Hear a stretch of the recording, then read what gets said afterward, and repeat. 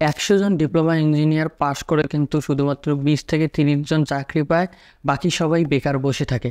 এর কারণ রয়েছে। তোমরা যারা ডিপ্লোমাতে ভর্তি হচ্ছ, তোমরা চান্স পেয়েছো, অনেকেই ভর্তি হয়েছো, আবার অনেকেই ভর্তি হবে কিছুদিনের মধ্যে, 2-1 দিনের মধ্যে। তোমরা ঠিক কিভাবে পড়াশোনা করলে নিশ্চিত তোমরা চাকরি পাবা। তোমাদের মধ্যে এমন অনেকেই আছে, বড় ভাই বলেছে তুমি ডিপ্লোমা পাশ করো, আমি তোমাকে পাশ করার পর চাকরি নিয়ে দেব। আবার অনেকেই আছে ডিপ্লোমা বিষয়ে ভালো মন্দ জানো না, না জেনেও তোমরা ভর্তি হয়েছো। আবার অনেকের মুখেই শোনো যে ডিপ্লোমা পাশ করে খুব দ্রুত চাকরি পাওয়া যায়। আবার এমনও অনেকের কাছে শোনো যে ডিপ্লোমা পাশ করে চাকরি নেই, শুধু ডিপ্লোমাটা না পড়লেও পারতাম, আমি যদি অনার্সটা করতাম, মাস্টার্স করে ভালো একটি চাকরি পেতাম। আমি আমার এই চ্যানেলে তোমাদেরকে সবসময় সত্যি কথাগুলো তুলে ধরি, তাতে তোমরা বিশ্বাস করো বা না করো।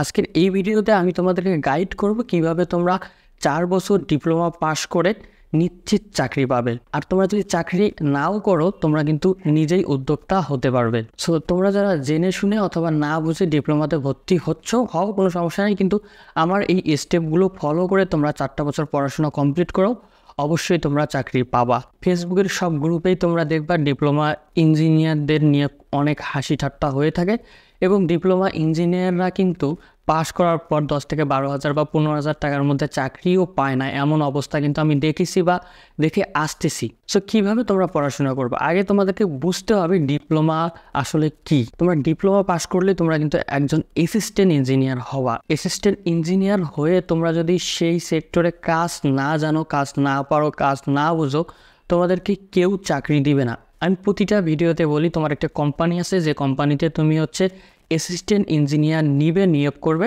কিন্তু অ্যাসিস্ট্যান্ট ইঞ্জিনিয়ার তার সেক্টরে ভালো কোনো কাজ জানে না, তোমরা কিন্তু তাদের নিয়োগ দিবে না, বা শুধু টাকা খরচ করে বা শুধু বেতন দিয়ে তাকে কিন্তু কোম্পানিতে রাখবা না। সো প্রথমে আমি যদি কম্পিউটার ডিপার্টমেন্টটি নিয়ে আলোচনা করি, কম্পিউটার ডিপার্টমেন্টের প্রথমে আমি যদি কথা বলি, তোমরা অ্যাসিস্ট্যান্ট ইঞ্জিনিয়ার। তোমরা এই 4 বছর অনেকগুলো প্রোগ্রামিং ল্যাঙ্গুয়েজ পাবা, অনেকগুলো ডিজাইনের বই পাবা, এগুলোতে তোমাদের স্কিল ডেভেলপ করতে হবে।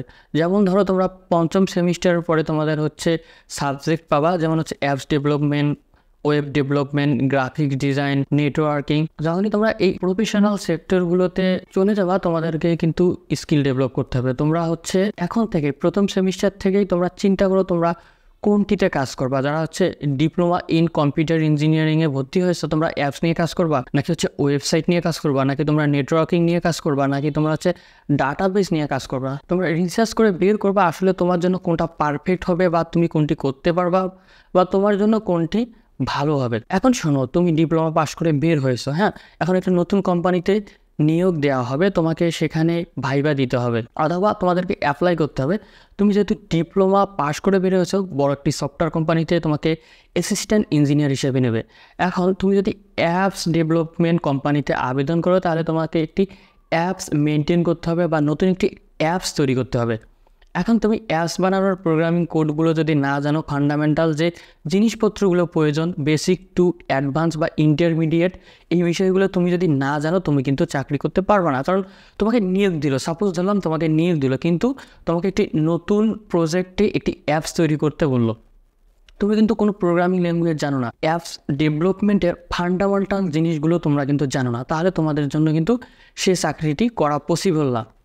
এখন শোনো, তোমরা যারা অ্যাপস তৈরি করতে পারবা ডিপ্লোমা পাস করে, বা অ্যাপস মেনটেন করতে পারবা, তারা কিন্তু একদম ফুল টাইম ইঞ্জিনিয়ারের সাথে কাজ করবা। তারা প্রজেক্ট নিবে, তোমরা টুকিটাকি হেল্প করবা। আর ডিপ্লোমা পাস করে কারা 10 থেকে 12,000 টাকায় চাকরি করে? যারা এই প্রোগ্রামিং ল্যাঙ্গুয়েজগুলো জানে না, যারা অ্যাপস ডেভেলপমেন্ট পারে না, ওয়েবসাইট ডিজাইন পারে না, নেটওয়ার্কিং পারে না, তারা কম্পিউটার অপারেটরের চাকরি করে। কম্পিউটার অপারেটরের চাকরিতে তুমি কিন্তু এসএসসি অথবা এইচএসসি পাস করেও করতে পারবা, তার জন্য তোমার ডিপ্লোমা পাসের প্রয়োজন নেই। আমি দেখেছি ম্যাক্সিমাম ডিপ্লোমা ইঞ্জিনিয়াররা প্রোগ্রামিং কোড জানে না, অ্যাপসের ফান্ডামেন্টাল জানে না, নেটওয়ার্কিং সম্পর্কে জানে না। সো আমি আবারও তোমাদেরকে বলতেছি, তোমরা ডিপ্লোমা ইঞ্জিনিয়ার হয়ে বের হবা, তোমাদেরকে অবশ্যই অ্যাসিস্ট্যান্ট ইঞ্জিনিয়ারের যে দায়িত্বগুলো আছে সেই দায়িত্বগুলো পালন করতে হবে, বা সে বিষয়গুলো তোমাদেরকে জানতে হবে। তোমরা ডিপ্লোমা পাস করে তোমরা কেন কম্পিউটার অপারেটরের চাকরি করবা? অনেক জায়গায় দেখবা যে ডিপ্লোমা ইঞ্জিনিয়ারের বেতন অনেক কম, তারা নিজেদেরকে ইঞ্জিনিয়ারই ভাবে না, তারা কম্পিউটার অপারেটরের পোস্টে আবেদন করে সেখানে চাকরি করে,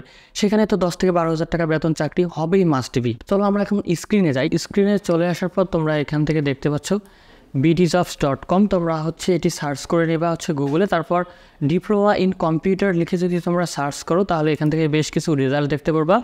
এগুলো হচ্ছে জব। তো আমরা এখান থেকে যে কোনো একটি জব ওপেন করি, সাপোজ ধরো এই জবটি ওপেন করার পর এখান থেকে তোমরা দেখতে পাচ্ছ ডিপ্লোমা পাস লাগবে, ডিপ্লোমা ইন কম্পিউটার, এক্সপিরিয়েন্স 2 থেকে 3 বছর, এটা কোনো ব্যাপার না। এরপর দেখো মেজর যে কাজগুলো জানতে হবে, ডিজাইনিং, ফটোশপ এবং ইলাস্ট্রেটর, এই বিষয়গুলো ফটোশপ এবং ইলাস্ট্রেটরের ডিজাইন শিখতে হবে। এরপর IT support and PC problem সম্পর্কে জানতে হবে। তারপর হচ্ছে সফটওয়্যার মেনটেন্স করতে হবে, any other task by manage. এছাড়াও কোম্পানির যে আইটি রিলেটেড যে কাজগুলো আছে তাদেরকে কিন্তু মেনটেন করতে। এখানে লোকেশন হচ্ছে আমরা আরেকটি job open, assistant IT office. এখানে দেখতে পাচ্ছ এইচএসসি অথবা ডিপ্লোমা এবং যে টেকনিক্যাল নলেজগুলো প্রয়োজন এখান থেকে তোমরা পড়ে নিবা সব। এখানে দেখা যাচ্ছে এমএস ওয়ার্ড, এক্সেল, পাওয়ার। সো আবার যদি আমরা নিচে আসার পর এখান থেকে দেখতে পাচ্ছ এখানে আরেকটি জব রয়েছে। এখানে আমরা দেখতে পাচ্ছি ডিপ্লোমা ইন কম্পিউটার। এই কাজটি করার জন্য যে জিনিসগুলো জানতে হবে এখান থেকে দেখতে পাচ্ছ configure, travel shooting, router, switch, email কিভাবে পাঠাতে হবে, ইমেল, কাস্টমার নেটওয়ার্ক কিভাবে কাজ। মোট কথা তোমরা যারা কম্পিউটার নিয়ে পড়বা তোমাদেরকে একটি কথাই বলবো, তোমরা গুগলে যাবা, গিয়ে সার্চ করবা ডিপ্লোমা ইন কম্পিউটার চাকরির নিয়োগ। তোমরা হচ্ছে নিয়োগগুলো দেখবা। যেমন এখন আমি তোমাদেরকে দেখালাম বিডি জবসে কীভাবে তোমরা জব ফাইন্ড করবা। এখানে জব রিকোয়ারমেন্টে যে কাজগুলো চাইবে তোমরা সে কাজগুলো শিখবা। যেমন আমরা একটু আগে দেখলাম একটি কোম্পানিতে ডিজাইনার নিবে, ডিজাইন কী দিয়ে করতে হবে, ফটোশপ, ইলাস্ট্রেটর। তাহলে তোমরা যারা ডিজাইন রিলেটেড আগ্রহী রয়েছো, ডিজাইন রিলেটেড কাজ করতে চাও, তোমরা ডিজাইনটা মোটামুটি শিখে নিবা। তোমরা যারা নেটওয়ার্ক সম্পর্কে ভালো জানো বা শিখতে চাও তোমরা নেটওয়ার্কটা ভালোভাবে শিখে নিবা। তাহলে তোমরা ডিপ্লোমা পাস করে কিন্তু মাস্ট বি চাকরি করবা। আর তোমাদের যাদের ওয়েব ভালো লাগে, ওয়েবসাইট বানানো বা অ্যাপ বানানো, তোমরা অ্যাপ ডেভেলপমেন্ট শিখে নেবা, তাহলেই কিন্তু তোমরা চাকরি পাবা। তোমরা যারা বাকি ডিপার্টমেন্টগুলোতে রয়েছে যেমন civil, electrical, mechanical, diploma in কম্পিউটারের মতো এভাবে সার্চ করে দেখবা যে চাকরির ক্ষেত্রে তোমাদের কি কি মেজর স্কিল প্রয়োজন হবে, চাকরি করার জন্য তোমাদের কি কি স্কিল চাচ্ছে, সেই স্কিলগুলো যদি তোমরা এই 4 বছরে ডেভেলপ করে নিতে পারো। যেমন হচ্ছে সিভিলের জন্য আর্কিটেকচার মাস্ট বি শিখতে হবে, অটোক্যাড শিখতে হবে। তারপর হচ্ছে ইলেকট্রিক্যালের জন্য তোমাদের হচ্ছে পিসিবি বোর্ড ডিজাইন শিখতে হবে, কীভাবে সার্কিট কাজ করে, নতুন সার্কিট কীভাবে তৈরি করবা বা সার্কিটের স্ট্রাকচার কীভাবে তৈরি করবা। তোমাদের ডিপার্টমেন্ট অনুযায়ী তোমরা সার্চ করে চাকরির ক্ষেত্রে যে স্কিলগুলো প্রয়োজন সেগুলো দেখে নিজেকে ডেভেলপ করে নিবা। এছাড়াও যারা এখন চাকরিতে রয়েছে, ভালো স্যালারি, সে বড় ভাইদের সাথে যোগাযোগ রাখবা।